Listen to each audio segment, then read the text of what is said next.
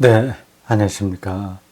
칼바르트 신학해설 위대한 열정, 오늘 몇 강이죠? 137강인데 마지막 시간입니다. 처음부터 이거 계속 따라오신 분 계신가요? 수고하셨습니다. 저보다도 그분이 더 수고하신 거죠. 소화불량에 걸리지 않았는지 모르겠습니다.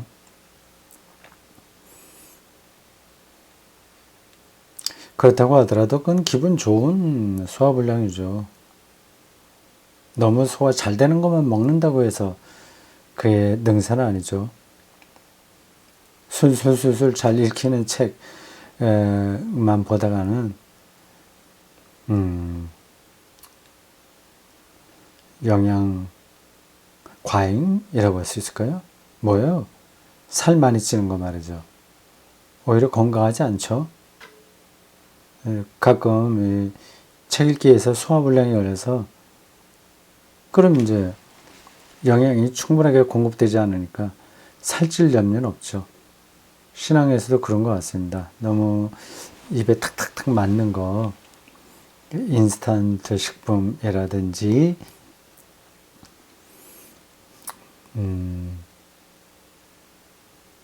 영양가 좋은 거라고 하더라도 아주 구미에 당기는 것만 편식해서 먹다가는 이렇게 건강에 무조건 좋은 것도 아니죠. 이 바르트 책 같은 것들을 읽어줘야 신학적 사유에서 스트레칭을 하는 겁니다. 좀 쓰지 않다 근육을 쓰니까 조금 불편하기도 하죠. 가끔 근육통이 오기도 하는데 전체적으로 보면 건강해지는 겁니다. 네, 137강 오늘 마지막 시간입니다. 1강에서부터 오신 분들 있으면 제가 박수를 쳐드리겠습니다. 맨 앞부분 차례 한번 보겠습니다. 차례 제 책에 이렇게 되어 있습니다. 칼바르트 생애와 사상 여기 되어 있었고요. 그 안에 이제 세 가지 항목이 있습니다. 프로필, 그러니까 나아간 길, 대표 저서 있습니다. 크게 2부에서는 바르트 신학의 주제 통찰들, 이게 이 책의 중심이죠. 여기에 10장의 내용이 들어갑니다. 10장의 챕터로 따지면 10장입니다. 1장은 계시와 하나님의 인식, 2장은 기독론, 3장은 삼위일체론, 4장은 진리의 문제, 종교 문제, 진리의 문제예요.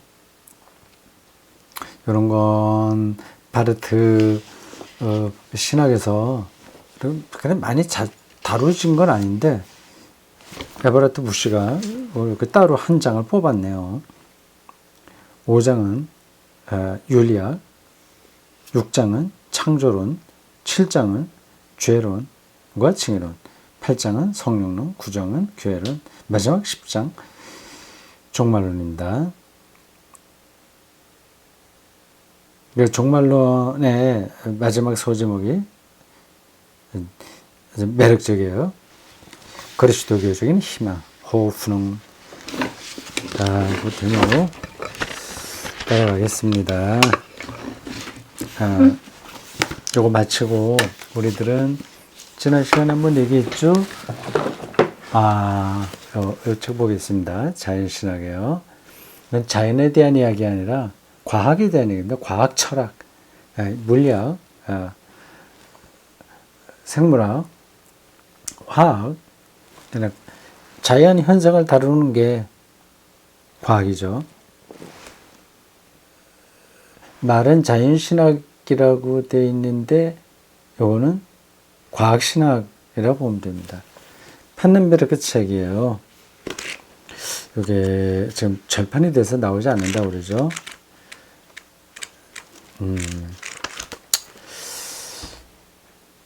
어떻게 문제를 해결해야 될지 저도 잘 모르겠습니다. 이 강독 듣고 싶으신 분들은 알아서 해결해 보십시오. 신학대학에 가면 당연히 이 책이 있습니다. 빌려서 제본을 해도 되겠죠.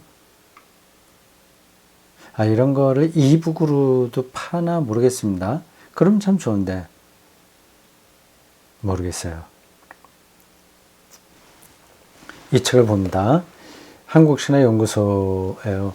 이 출판사가 지금은 거의 활동을 안 하는 것 같습니다. 한국신화연구소. 옛날에 좋은 책들 여기서 많이 나왔습니다.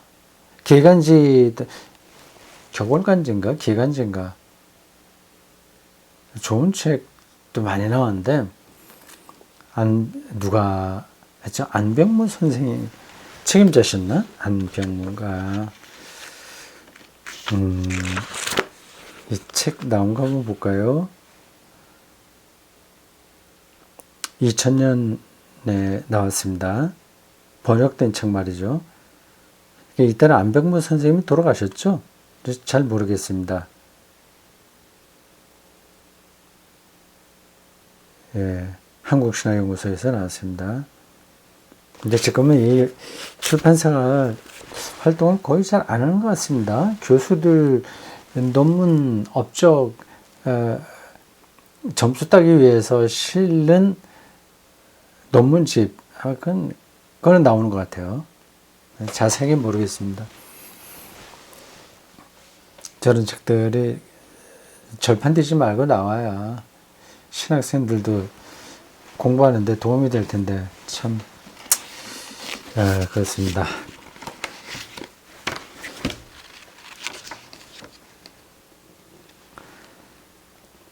자, 137강 507쪽입니다. 마지막 우리 힘내서 깔끔하게 정리해 보도록 하겠습니다.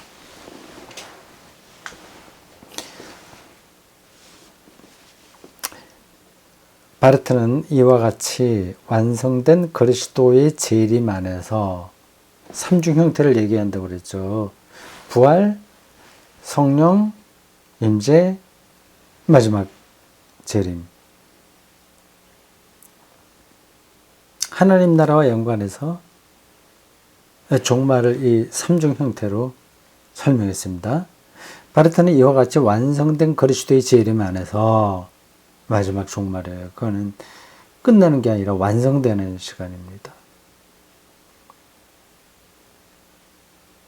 앞에서 말한 그리스도의 재림의 세 가지 형태에 따른 세 가지 차원을 구분한다. 막 뒤섞여 있는 게 아니에요. 구분이 됩니다. 세 차원으로 구분해요. 그 차원은 그분의 최종적인 말씀 곧 포괄적이고 직접적이며 종교라는 말씀이다. 이런 표현들이 우리들에게는 좀 낯설어요. 그 말씀을 세 가지 형용사로 꾸며주고 있습니다. 포괄적이다. 그리고 직접적이고 그리고 종교라는 끝맺는 말씀이다. 이 말씀은 참으로 모든 것을 실제로 인지하여 모든 모순과 저항을 물리친다. 그래서 우리에게 남는 유일한 가능성은 그분의 나라에서 영원히 사는 것뿐이다. 그걸 이제 영생이라고 하죠. 모든 의심이 물러가는 절대 신뢰와 절대 희망 안에 존재하는 거죠. 그게 어떤 건지 구체적으로 우리는 알지를 못합니다. 그 약속으로 주어진 것이고 예수의 공생애와 그의 운명에 은폐되어 있다는 사실을 알고 있으며 성령을 통해서 우리가 그것을 오늘의 이 현재의 절대적인 생명으로 경험할 수 있는 겁니다. 절대 자유, 절대 해방, 절대 안식, 이라고 할 수 있겠죠.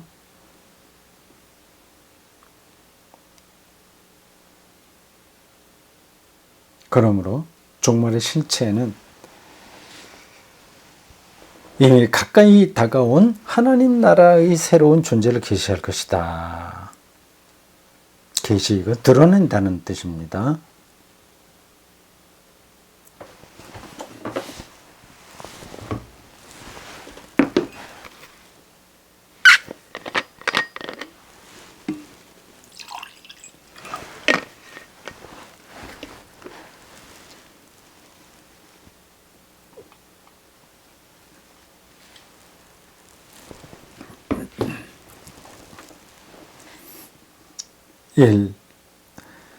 보편적인 연장 안에서, 이게 또 갑자기 이런 표현이 나올까요? 보편적인 연장 안에서, 다시 말해 말씀과 말씀의 증인들이 지금 존속하는 세계와 마주대함을 겪고 있는 소수자의 상황을 극복하는 가운데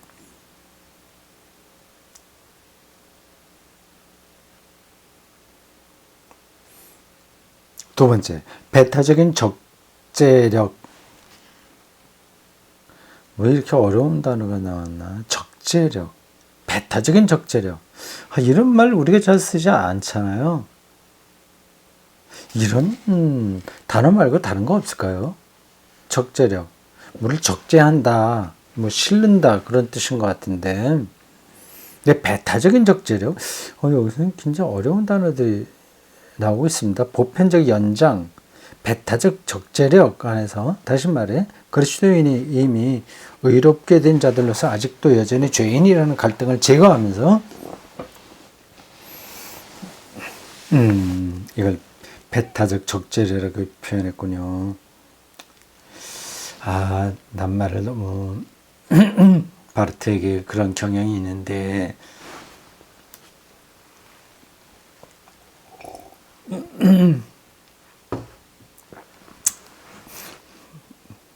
멋있게 쓰려고 하네요. 이 뜻은 어떤 건지 알겠습니다. 첫 번째는 현재 있는 여러 가지 빈부격차, 그리고 차별, 이런 것들이 극복되는 가운데, 구체적인 역사 안에서 벌어지는 악의 현실들이 극복되는 가운데, 두 번째는 우리가 의인이지만 그러나 여전히 죄인이라는 사실의 긴장 가운데 있기에 이러한 갈등을 극복하면서, 세 번째, 최후의 권능 안에서, 다시 말해 최후의 법정에서 내려지는 판결과 함께 그 나라의 존재를 계시할 것이다. 지금 이 일상에서 벌어지는 일들을 살짝 구름을 타고 뛰어넘듯이 하는 게 아니라 그걸 안고 그것이 극복되는 과정에서 하나님 나라가 그 종말에 계시된다, 드러난다, 그거죠. 모든 것들의 문제들이 극복되면서 그 실체가 드러나게 되는 거죠. 최후의 판결은 하나님의 철저하고 자유롭고 우리가 철저하게 받을 자격이 없으면, 그래서 철저하게 주권적인 은혜가, 우리가 왜 염소 왼편에 있어야 됩니까? 그리고 우리가 어떻게 돼서 양과 오른편에 왔을까요? 그럼 우리에게 그런 선택의 여지가 없이 주권적 은혜가 행해지는 건데, 바로 그것이 바로 만유의 현 존재가 참으로 감사해야 하는 유일한 현실성임을 밝게 드러낼 것이다. 하나님의 주권적 은혜가 유일한 현실성, 리얼리티, 밝게 드러낼 것이다. 여기서 바르트는 사람들이 언제 또다시 묻는 것처럼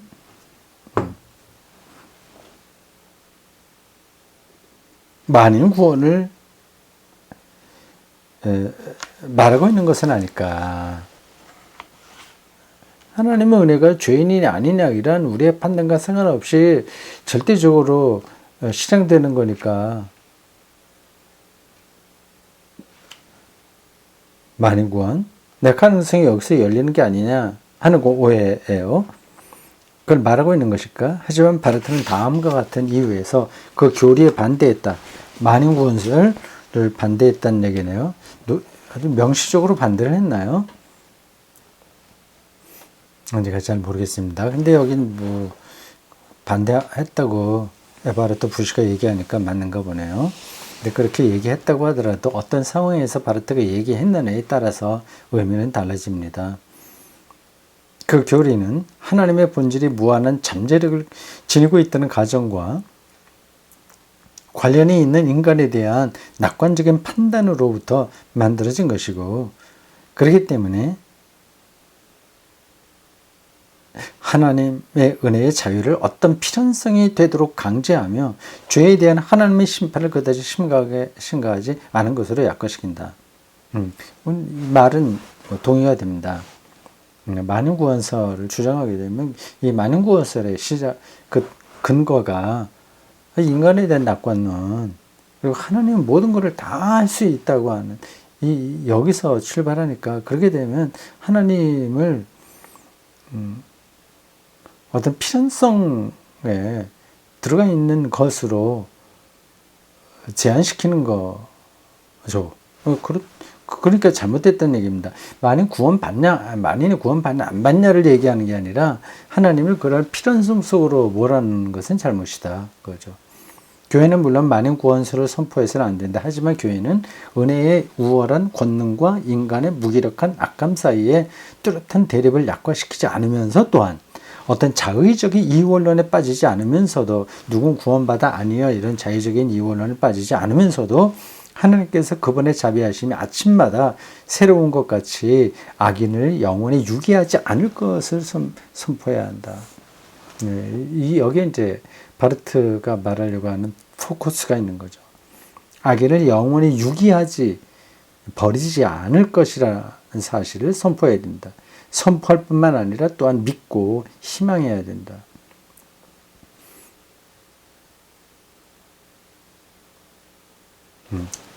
희망이에요. 종말은 기본적으로 희망. 어떤 희망으로 사냐 하는 게 기독교인이 세상 사람들과의 차이를 드러내는 가장 중요한 표지입니다. 얄팍한 희망에 머물러 있을 수도 있죠. 이기적인 희망에 떨어질 수도 있죠.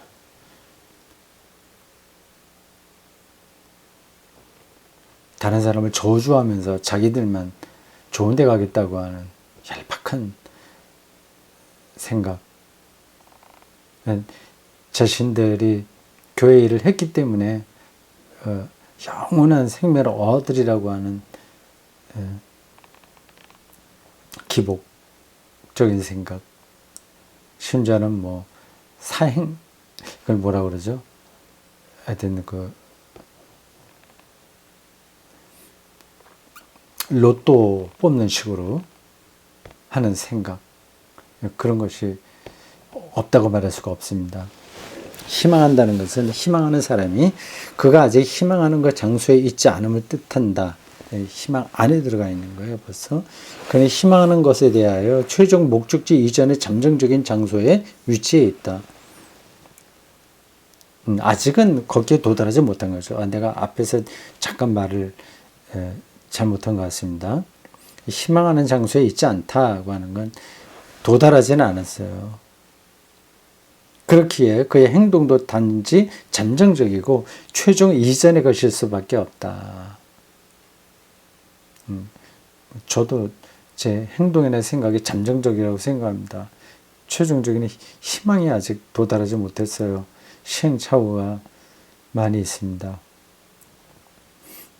그렇기에 그의 행동도 단지 잠정적이고 최종 이전의 것일 수밖에 없다. 이것은 일반적인 상대주의에서 온 것이 아니라 다음과 같은 통찰의 결과다. 모든 게 상대적이니까 이런 뜻이 아니라는 겁니다. 아직 멀리 있는 하나님 나라의 새로운 도래를 준비하는 것은 인간의 일이 될 수 없다. 지금 멀리 있는 하나님 나라의 또 새로운 도래를 준비하는 것은 인간의 일이 될 수 없다. 인간의 일이 될 수 있다로 예상을 하는데 없다고 표현해요. 왜 그럴까요?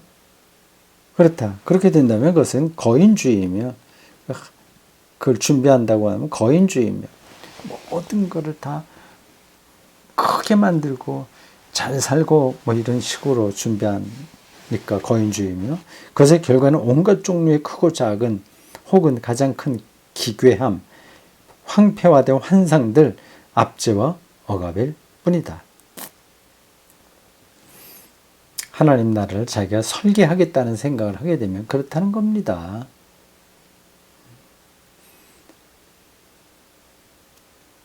지금 자본주의가 하나님 나라를 설계하겠다는 야망을 야심찬 그 주장을 하고 또 인류를 끌어가고 있지 않습니까? 그게 오히려 황폐화된 환상일지 몰라요. 그러나 그렇다면 희망한다는 것은 그 사이의 기간 동안에는 인간의 불의와 무질서와 그것의 결과를 묵인한다는 말인가? 생명, 자유, 평화, 기쁨이 땅 위에서 주님 없는 권세의 통치 아래서 치명적으로 위협을 받는 것과 계속해서 타협해야 한다는 말인가? 아니면 하나님이 최종적으로 개입하실 때까지는 모든 것에 더 악화될 수밖에 없다는 회의적인 사변으로 만족해야 한다는 말인가? 그런 거 아니겠죠, 당연히. 만일 희망하는 자가 마지막 종말 이전의 영역에는 종말에 대한 어떤 순수한 희망만 있을 뿐이고, 그래서 실제로는 희망이 없는 공허한 영역일 뿐이라는 관점에서 살아간다면 이건 아니겠죠, 당연히. 사정은 틀림없이 그와 같이 될 것이다. 이게 잘못된 거예요. 그러나 우리가 부활의 나타나심 안에서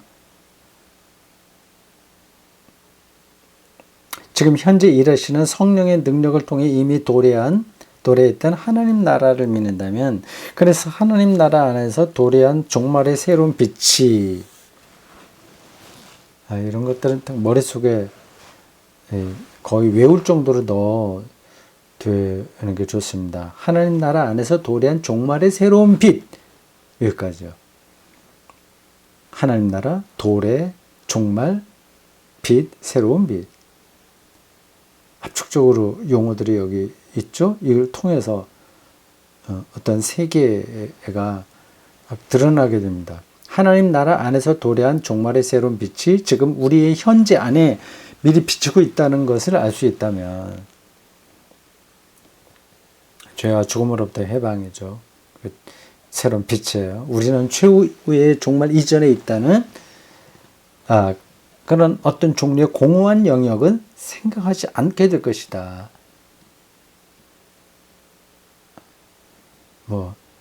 세상은 망하고 말 거야. 종말이 오면 모든 게 다 새로워질 거야. 이렇게 공허하게 생각하는 그런 건 있을 수 없다. 우리가 최후의 종말 이전에 지금 현재 영역에서 이미 종말의 통고를 받고 있다면, 우리는 종말에 대한 희망 안에서 종말 이전의 일들을 양자로 혼동하는 일이 없이 얼마든지 진지하게 수용할 수 있다. 그때 희망은 게으른 것이 아니라 행동하는 희망이 되고, 행동하는 희망, 사적인 것에 불과한 것이 아니라 공공성 안에서 활동하는 희망이 된다. 그때 종말로는 윤리학을 포함한다. 그때 종말에 대한 희망 안에서 오직 하나님만이 홀로 이끌어내실 수 있고, 눈에 보이게 수립할 수 있는 신적인 정의에 상응하여 최후의 종말 시기 이전의 시기는 인간적인 정의의 수립을 위한 책임의 시간으로, 정의와 평화를 위한 책임의 시간으로 우리에게 허용된 것이라는 이해가 확고해진다. 정말 이전에 아무것도 할 수 없어, 아니면 자본주의를 통해서 뭘 해야 돼, 이런 차원이 아닌 거죠.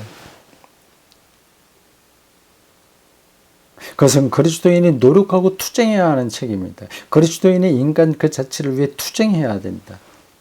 그리스도인은 인간의 문제, 인권, 가치가 당분간은 상대적이고 잠정적일 수밖에 없지만 아무리 복지가 잘 실현된 국가에서도 여전히 제한적인데 어떤 점에서 얼마나 실현되는지 혹은 침해되고 있는지 유심히 관찰하고 질문하면서 투쟁해야 된다.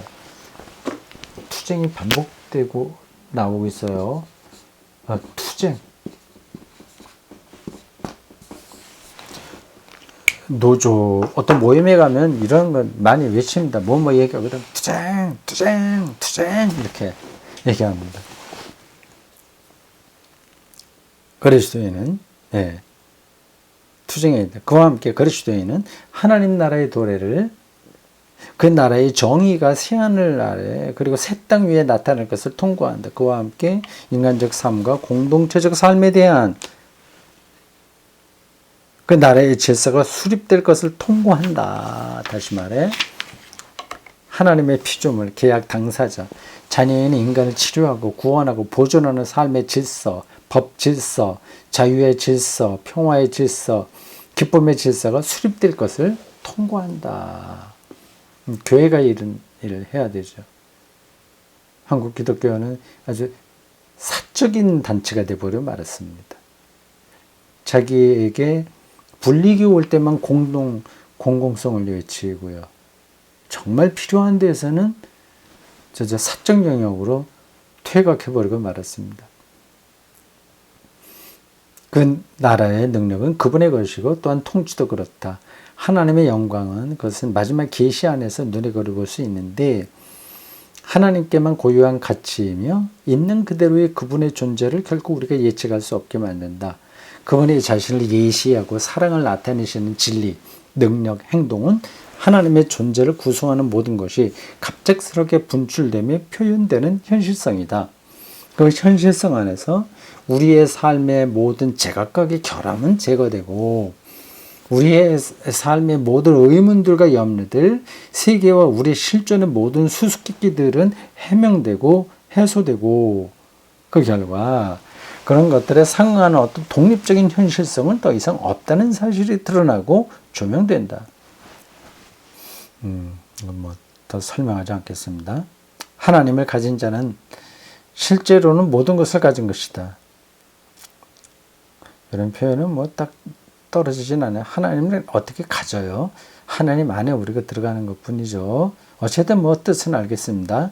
물론 인간이 원한다고 해서 하나님을 갖게 되기란 어려울 것이다. 하지만 하나님이 그것을 원하신다면 그것은 대단히 확실해진다. 이렇게 표현할 수 있습니다. 하나님이 원하신다면 우리가 하나님을 가질 수 있다. 인간은 만족할 만한 방식으로 하나님을 갖게 될 것이다. 이와 같은 자기 표현 안에서 하나님은 기쁨을 발산하시는 방식으로 영광을 받으시며 하나님의 존재의 모든 것은 아름다움이 된다. 하나님은 즐거움을 선사하시고 갈망을 창조하시며 향유로 갚아주시는 방식으로 영광을 받으신다. 이런 현실성을 기초로 하여 이런 거요. 즐거움, 갈망, 향유 이런 현실성을 기초로 하여 하나님의 모든 피조물은 신성을 영원부터 영원까지 채우고 있는 환호에 대해 시간성 안에서는 물론 완전하지 못하지만 그러나 신실한 대답을 해야 할 의무를 갖게 된다. 그것은 피조물이 하나님을 찬양하고 영광을 돌림으로써 이루어진다. 바로 이것이 모든 피조물에게 기대되는 것이고 바로 그것이 미래에 언젠가 갑작스럽게 표출될 피조물의 비밀이다. 천사들은 그것을 행한다. 그러나 가장 작은 피조물도 역시 동일한 것을 행한다. 천사들은 그것을 우리와 함께 혹은 우리 없이 행한다. 이런 데는 굉장히 수사학적입니다. 수사적입니다. 표현이요. 그들은 그것을 우리에게 반대하기 위해 혹은 우리를 부끄럽게 하거나 가르치기 위해 행하기도 한다. 그리고 인간이 예수 그리스도 안에서 자신의 규정을 재수행하고 말들이 좀 딱딱하죠. 인간이 예수 그리스도 안에서 자신의 규정을 제수해. 내가 누구냐? 정체성을 다시 받아들인다는 겁니다. 그리스도 안에서. 그리스도 안에서 자신의 규정, 그러니까 누구냐 규정한다고 그러잖아요.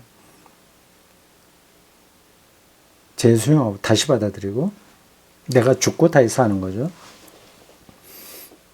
지금 여기서 이미 자신이 참여할 수 있게 된 약속과 믿음, 곧 영광의 하나님의 미래적인 계시의 약속과 믿음 안에 있게 될 때 그런 천상과 지상에서 울려 퍼지는 창조의 합창 안으로 마치 부끄러워하는 지각생처럼 입장하게 될 것이다. 참 바르트 문장 이렇습니다. 근데 쏙 들어오죠. 이런 거는요. 마치 부끄러워하는 지각생처럼 입장하게 될 것이다. 다행이죠. 한숨 돌리는 거죠. 환호하는 그 합창은 결코 중단된 적이 없었고 다만 언제나 고통당하고 근데 부끄러운 지각생인데 들어가서는 부끄러워하지 않습니다. 곧 들어갈 때 이제 부끄러운 건데 들어가면 전에 새로운 그 자격 안으로 포함되는 거니까 부끄러움 없어지는 겁니다. 다만 언제나 고통당하고 탄식했을 뿐이며 지금도 고통 속에서 탄식하고 있다. 왜냐하면 바로 인간이 하나님의 영광을 향한 그 합창의 메아리를 이해되지 않는 어리석음과 감사하지 않는 마음 때문에 듣지 못하기 때문이고 나아가 자기 소리를 그 안에 섞어 넣어 완전히 왜곡된 소리를 들으면서 자신을 둘러싼 주위에서 울리는 환호의 소리를 듣기를 거부하기 때문이다. 환호 소리를 안 듣는다.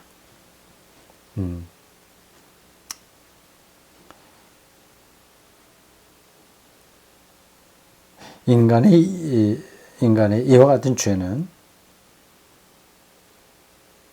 이미 그리스도 안에서 용서되었고 영원한 영광이 있는 그곳에서 우리 앞에서는 과거와 같이 더 이상 존재하지 않게 될 것이며 그곳에서는 피조물의 탄식도 멈출 것이다.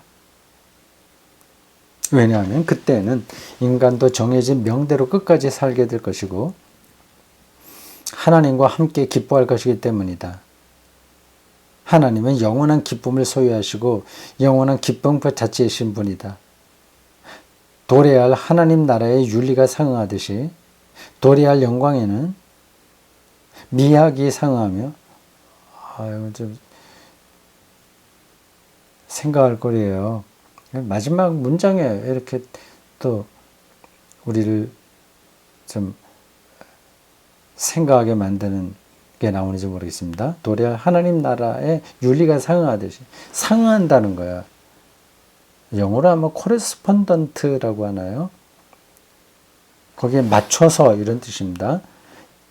도래할 하나님 나라에 그게 맞춰서 우리가 살아야 되니까 윤리가 상응하듯이 도래할 영광에는 미학이 상응하며 에스테틱스 미학 아름다움을 찾는 학문 미학 상응하며 양자는 일치하게 될 것이다. 윤리와 미학이 일치한다? 그건가요? 아름답지 않은 것은 최종적인 의미에서 언제나 비도덕적이다. 미학 아름다움을 찾는 거니까 미학이에요. 미학과 윤리가 일치한다는 거잖아요. 이 참 멋진 표현을 쓰네요. 아름답지 않은 것은 최종적인 의미에서 궁극적인 의미에서 보면 언제나 비도덕적이다. 아름다운 것은 예를 들어 예술과 유머에서 그것의 아직은 낯선 특성에도 불구하고 심각한 현재의 한가운데서 놀이로서 미래의 것을 미리 연주해주며 그렇게 하여 눈물이 흐르는 가운데 웃을 수 있게 해준다. 이게 마지막이죠. 242 각주 나옵니다. 에틱이라고 하는 책 2권 여기에 바르트의 말이 인용된 겁니다. 이건 참 멋진 표현이네요. 그거 읽고 마치겠습니다. 다시 한번 읽고 마치겠습니다.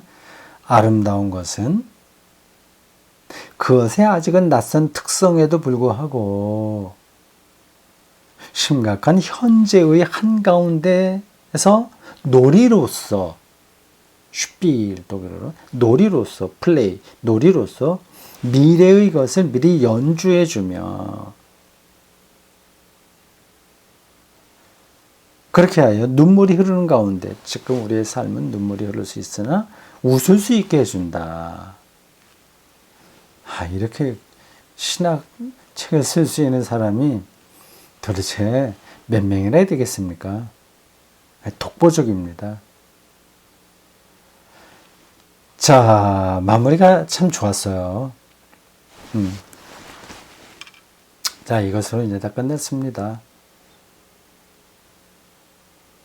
나중에 생각이 있으신 분들은 혼자서 이 책을 한 번 더 숙독해 보시기 바랍니다. 신학적으로 좀 생각하면서 신앙생활하고 싶다 하는 분들에게는 도움이 될 겁니다. 자, 우리가 이렇게 대장정을 마쳤습니다. 수고했습니다. 다음에 판넨베르크의 자연신학이라고 하는 책을 들고 여러분들을 다시 만나겠습니다. 이제 꺼야 되겠네요. 고맙습니다.